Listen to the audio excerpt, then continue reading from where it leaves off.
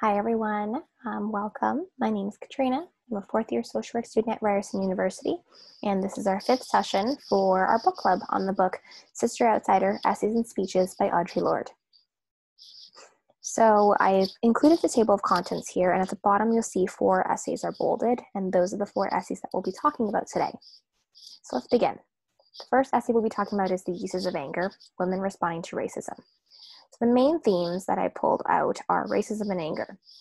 Lorde begins this essay by sharing the definition of what racism is. She then explains that her own response to racism is anger, and that we cannot be afraid of this anger. In order to respond to racism, we must respond to anger as well. Anger is there for us to detect problems that are going on and to fix them, rather than to provoke guilt. It is then that Lorde shares examples of how white women respond to racism through guilt-driven responses. We must understand that the greater threat is that of white women's internalized racism more than the anger from women of color. Lorde also states that she will not quiet her own anger just because white women feel guilty. A key quote that I pulled from this essay goes as follows: "I cannot hide my anger to spare you guilt, nor hurt feelings, nor answering anger.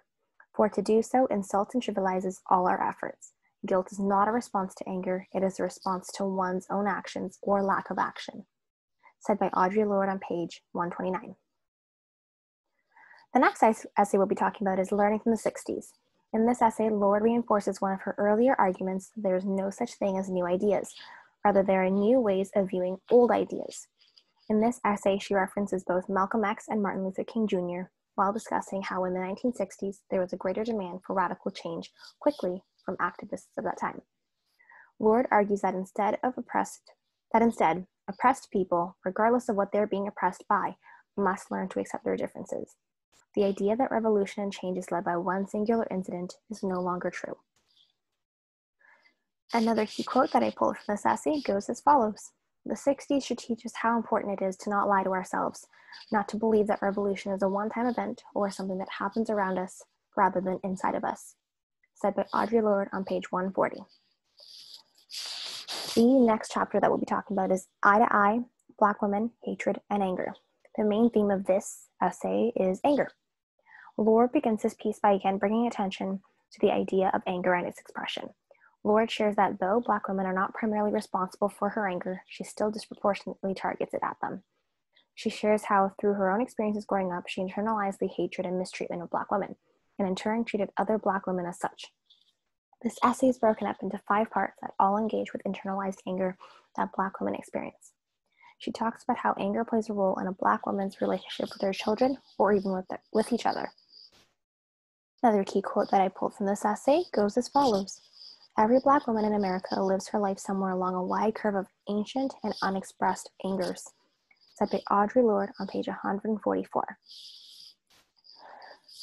And now the last chapter that we'll be talking about is Grenada Revisited, an interim report.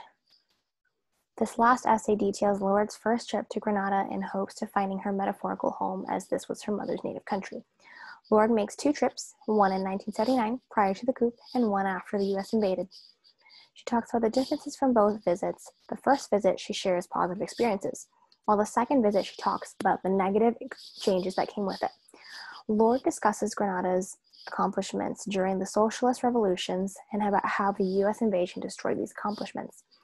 Lorde concludes this essay by stating she is more of a relative to Grenada than its daughter, and that despite all that has happened, the country will survive as it did with its colonial past.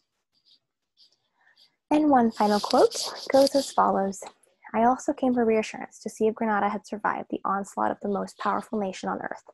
She has. Grenada is bruised, but very much alive." Said by Audre Lorde on page 188. So thank you all for listening. This concludes our 5-part series book club on Sister Outsider, Essays and Speeches by Audre Lorde. If you are new here, make sure you go back and watch the past 4 sessions so that you are all caught up on our book club. And again, thank you all for listening.